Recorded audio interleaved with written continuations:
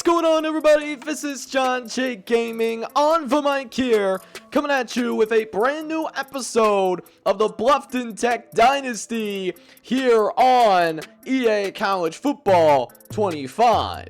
It's been no secret that this season has been absolutely brutal in our first year at the FBS level, but we continue our max slate as we search for our first win of the program.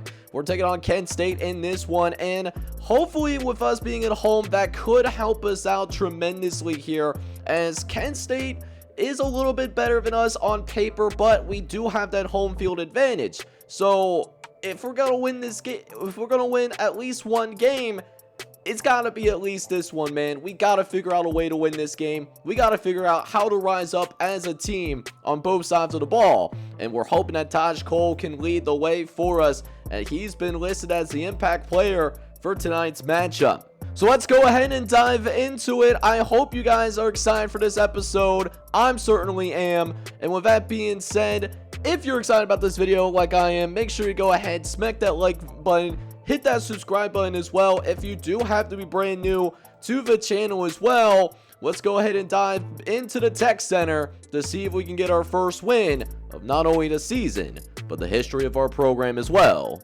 Let's get it, boys.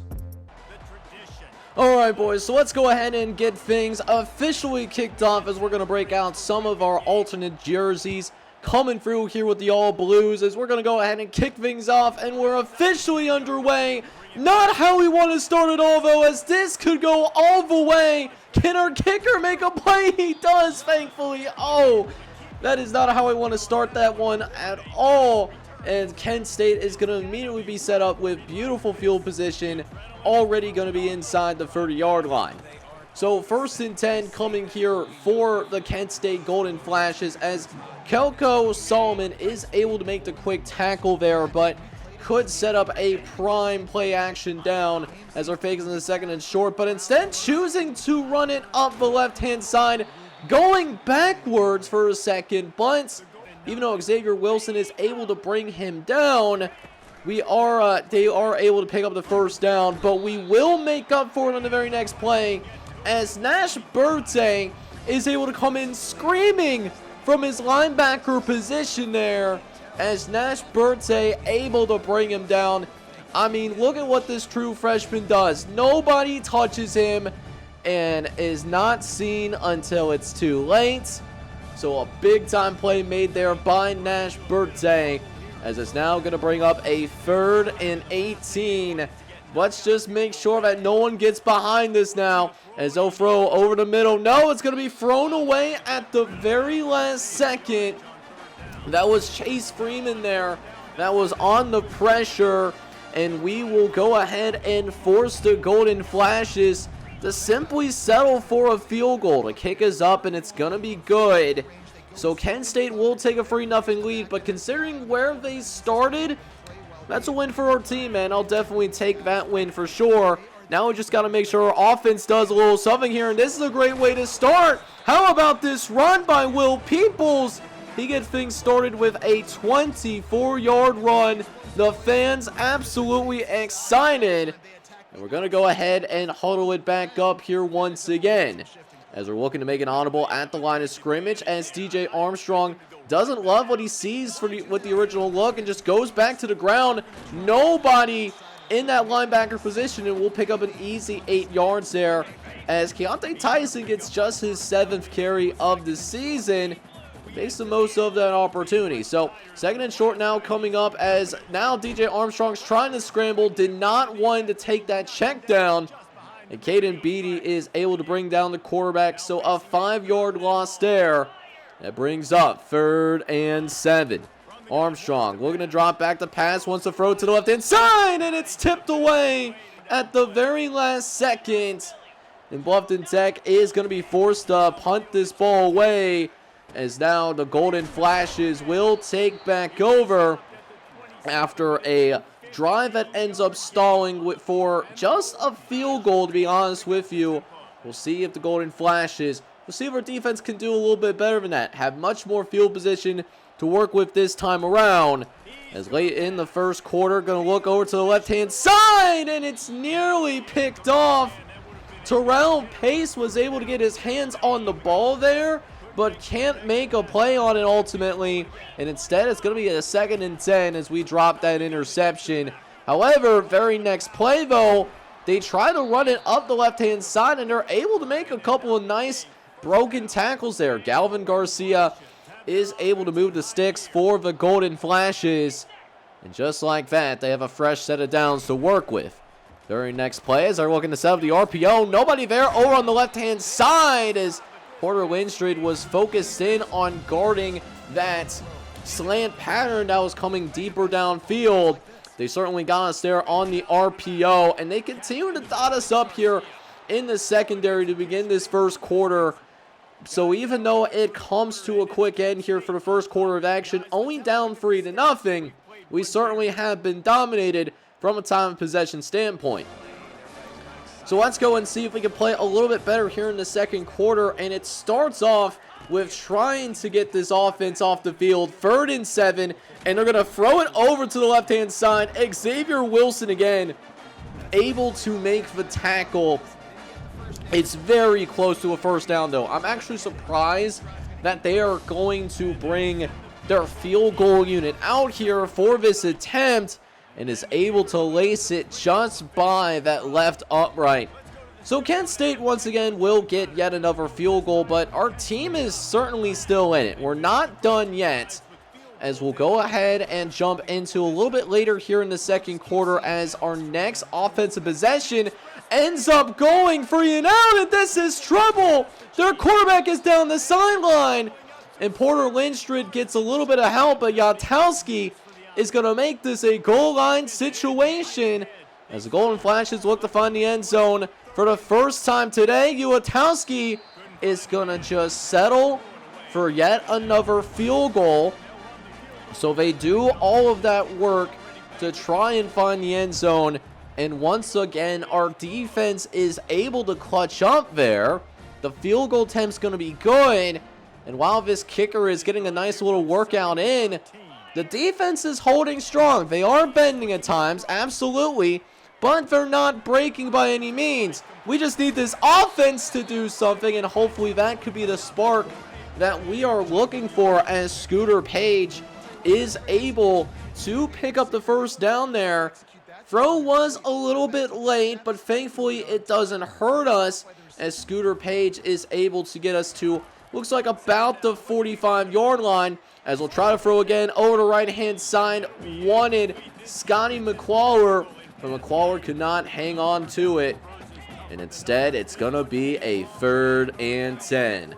Armstrong taking a look around to see what's going on. Liked what I saw there for a split second, and that was a dangerous throw. DJ Armstrong could not get everything onto that ball, and because of that, we do have to punt the ball away yet again. And that does require our defense to try and make yet another stand. We already find ourselves with the 2-minute warning as the Golden Flashes are going to look to put together one more drive before we go into halftime, as they're going to throw quickly over the middle on the slant pattern, and McCray is able to hang on for the catch. It's a first down for the Golden Flashes as the drive will still continue. Now, they don't have a ton of urgency yet as they are still have all of their timeouts, which they're not going to use right this second, even after Hayden Junker is brought down within the field of play, but not pick up a first down either. So the clock is still going to end up running as we'll go ahead and audible once again. It's a play action downfield, looking over the middle, found a receiver. And Tommy Yatowski now has over 100 yards passing here in the first half. He's been doing a pretty good job here between the 20s. In the red zone has been a different story, though. We're going to change that narrative. As Kent State's going to throw to the right-hand side. He had an open receiver. He was certainly there, but unfortunately just could not put it on the money. A lucky break here for the Fighting Muskrats of Bluffton Tech, as instead they're going to be staring down a 2nd and 10 as quarterback's looking around. It's going to try to go over to the left-hand side. Was that caught for a touchdown? Oh my goodness, I think it was. I actually think it was. And in front of very few fans here, Isaiah Barton is going to score, bro. Like, we had somebody over there, dude. Like, we got to at least get some kind of breakup, right? But anyways, we just going to have the ball out here. Hopefully we can see our offense pick up some points before we go into the halftime locker room. Really don't want to find ourselves down by 2 possessions if we can help it. As we'll go with a play action. Got some time initially and just barely gets it off. Might have been one of those pocket dropbacks where we might have dropped back a little bit too much with DJ Armstrong. That will kill you on his Heisman difficulty. So instead, it's going to be 2nd and 10. We do set up yet another play action. And we had Scotty McClellan open for a moment, but we didn't throw the ball ahead of him. Not a great throw by DJ Armstrong. And instead, going to be looking down a 3rd and 10. Armstrong looking over to right-hand side. This ends up being caught by Scotty McClellan. And now the Fighting Muskrats, they are officially in business there. Got a couple timeouts that we can use too, as we want to go deep down the right-hand side, but wanting to be a little bit too aggressive. Arike Watkins was right there in the neighborhood. Just need DJ Armstrong, as much as he wants to show off that arm, he's got to be a little bit more patient there, because instead going to be looking at a 3rd and 11 where we try to throw downfield again, and it's going to end up being incomplete to Scotty Page. Now, we could decide to go for the field goal and take some of those points in the half, but 48-yard field goal, that's going to be a tough one for our kicker, especially with the struggles we've had this season from a kicking perspective. So we're going to try to throw downfield instead, and look at this. Scotty McClellan comes down and makes the play, and we'll have a brand new set of downs to work with. Hold up now. We might be cooking on this drive here after all, but we got to be quick. Armstrong looks over the middle and finds Demike Williamson. We will take our 2nd timeout, so we still have 1 timeout to work with, and we might have 1, maybe 2 plays at the end zone. Let's see if we can be smart with it here. As we're looking around, seeing what kind of matchup we would possibly like, as Armstrong's going to look quickly over the middle, finds Chris Gentry. We do get 1st and goal, and while we take 1 more shot in the end zone, doesn't really go anywhere. We will take the easy field goal. At least we give our kicker a layup to work with, and that's the kind of thing that we wanted to do. We could have settled for a 48-yard field goal, which I don't know if we're going to be able to make that, to be honest with you, because of the accuracy issue. We do find a way to get at least a closer field goal. Not a touchdown that we wanted, but we are at least on the board. We're not going to be shut out. It's just a matter of, can we find more offensive consistency in that 2nd half? Because we are certainly getting killed.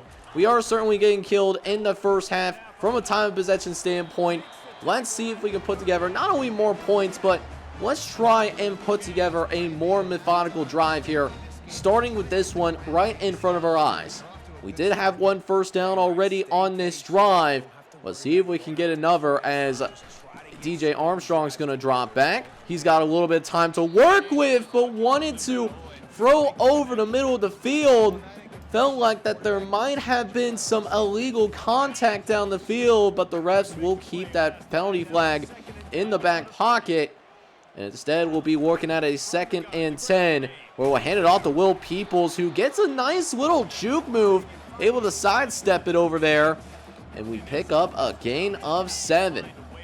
So a very reasonable 3rd and 3 coming up, as we'll drop back to pass. Looking over to the left-hand side, though, and we do end up finding Williamson for the quick 1st down. So able to move the chains because of it. As now we'll run up the middle again with Will Peoples, who starting to find quite a bit of a groove here. 54 yards off of 7 carries. He's been a bright spot in what has been a struggle for us offensively, as we'll continue to hand it over to one of our top receivers in Chris Gentry. He's able to make something shake there as well, able to pick up the 1st down. Been a quiet day for the freshman receiver, but hopefully we can change that here in the 2nd half, as again we'll hand the ball off to Will Peoples, who gets us a reasonable gain, a 5-yard gain on the play. Just gotta be patient, just gotta show some consistency in terms of the patience, and those bigger plays will eventually open up for us. if we can just get the little plays right. That's really what it matters to. Maybe get this defense to choke up a little more than they want to, open up a bigger play downfield. As because of that, we do have a red zone opportunity. Gotta try to make the most of it, as that was nearly picked off. But there is a penalty on the field, and they're going to call it against our offensive line. Kalen Franklin is going to be your main culprit, and that's going to set us back significantly. And this is not where we want to be. Behind the chains and hoping for Scotty McClellan to do something with it. And it looks like that might not be the case here. 3rd and 13 coming up after that short gain from the tight end. Looking for a big play downfield, but just running out of time quickly there.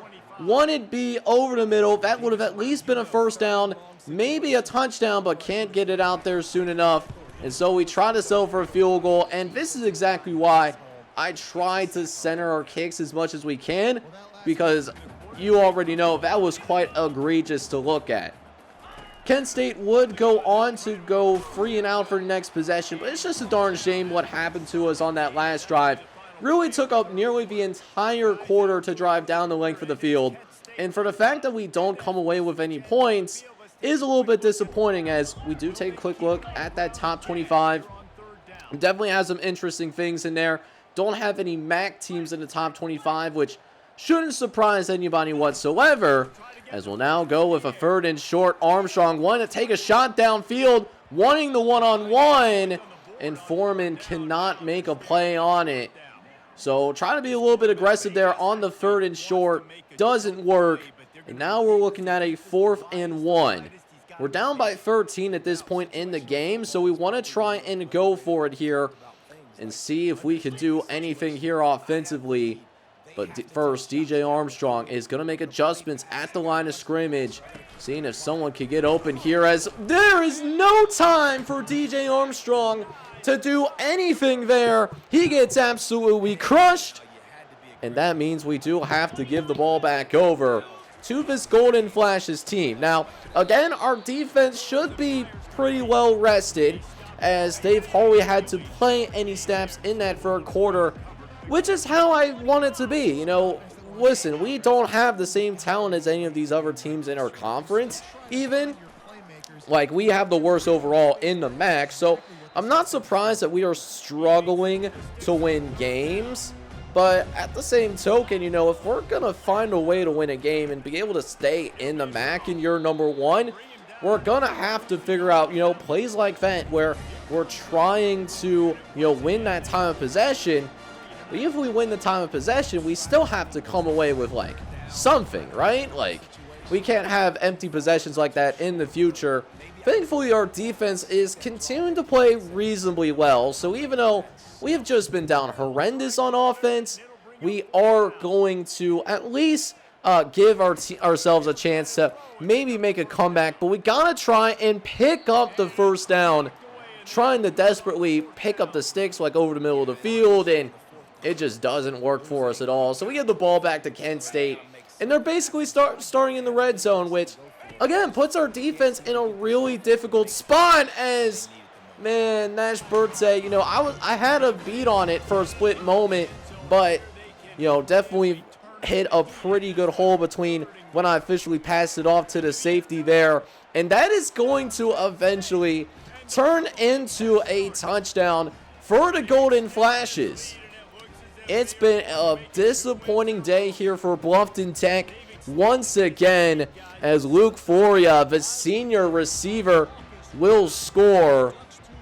And so we're now down 26-3. And I feel like at this point, probably don't have a chance to win. But I want to see if we can take anything positive from this game going into, you know, deeper into the second half of the season. Just want to continue to get better, and the best way to do that is, even though the game is over at this point, you know, just trying our best to get those reps in, because our offense, as you can see from today, absolutely needs it, bro. Like, we definitely need those reps for sure. So 1st and 10 coming up. We're going to throw over to the left-hand side. Chris Gentry does break a tackle, and he will be able to get out of bounds there at the very least. Gentry able to get open there on that drag route. Sets up a 2nd and short, but As much as I would love to run it, I do have to feel like I have to chuck this one deep.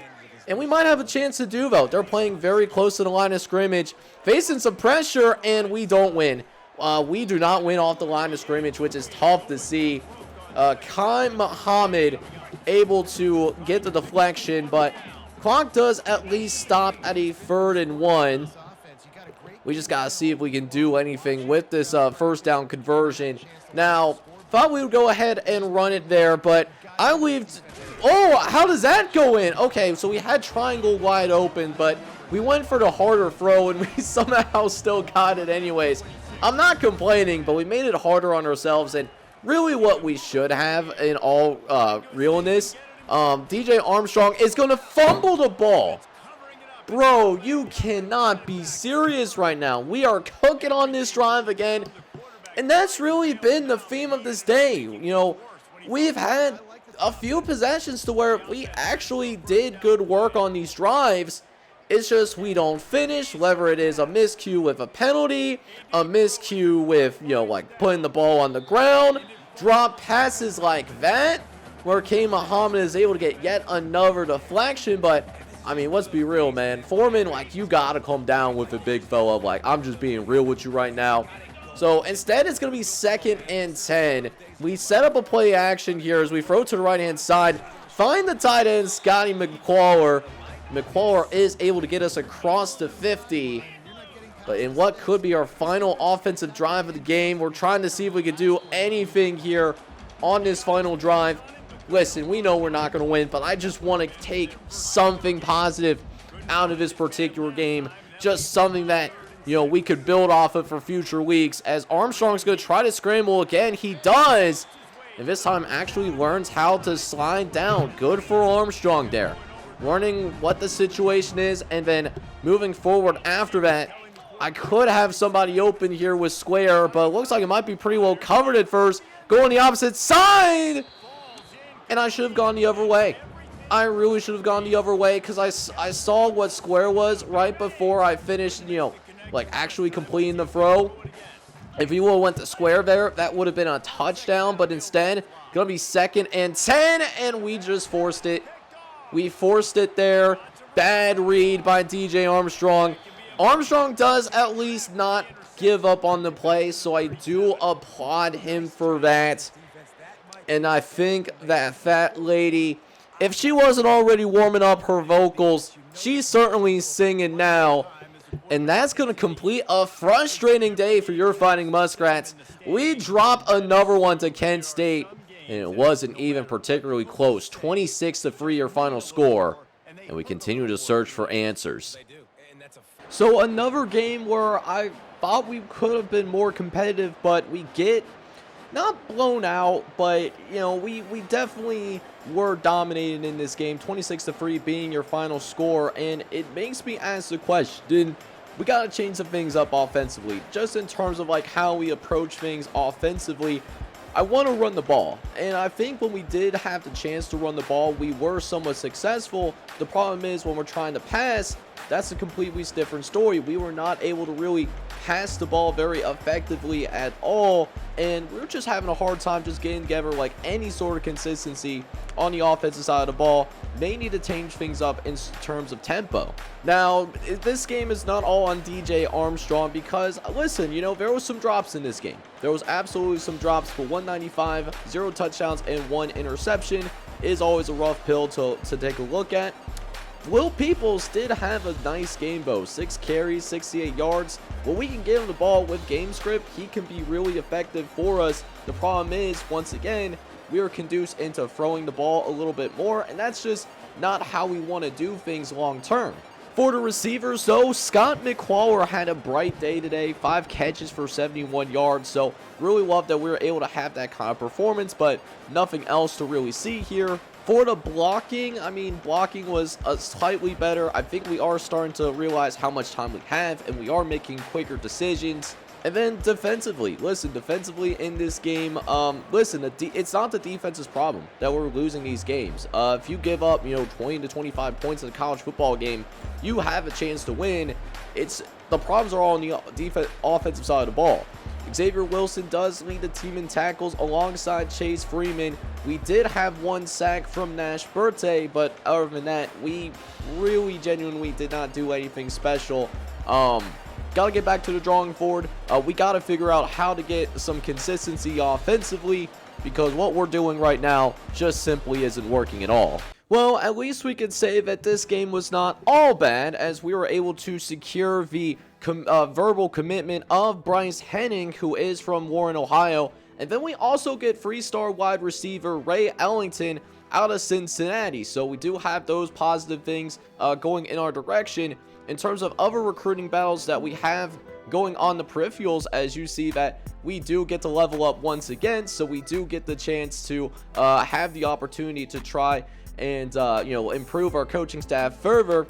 Listen, we got these 2 commits, and then for some of the other recruiting updates, we're right in it on Ross John. Dave Bynum we're also in it for. We're currently leading for this 3-star free safety, and then we also have the lead on Tremaine Busby and George Evanston as well.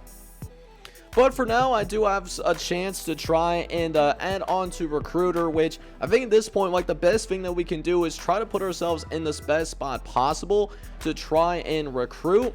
And what I certainly want to do, I want to take a look at defensive linemen, and I also want to take a look at wide receivers as well, primarily because our receivers are just having a hard time finding any kind of separation, which exacerbates our issues that we're having with our offensive line as well. So this game does officially have us not in bowl eligibility, which I was never expecting to be bowl eligible. That was never a realistic expectation here in year number 1. That being said, though, I expect us to at least have a win. We only have 5 games to go, and you saw from the beginning of the season, if we don't win any games, we're going to be relegated out of this conference. We're going to be kicked out of the MAC. So we're going to have to figure something out here. We're going to have to try to change things up here offensively next episode. Hopefully we can figure out something as we take on our biggest rival in Toledo, because we did replace Bowling Green. With that being said, guys, it's been a challenge, and we're going to continue to grind, and we're going to find a way to build Bluffton Tech to what we want it to be here on the channel. But with that being said, thank you guys so much for tuning in and watching yet again, even though it was another disappointing performance for your Fighting Muskrats. With that being said, this is John J Gaming on the mic signing off. But before I signed off, it would help me out tremendously if you do a couple of things for me. Smack that like button, and then also hit that subscribe button as well if you do happen to be brand new to the channel. This is John J Gaming on the mic signing off, but hope you guys are all out there having a good one. Take care, everybody.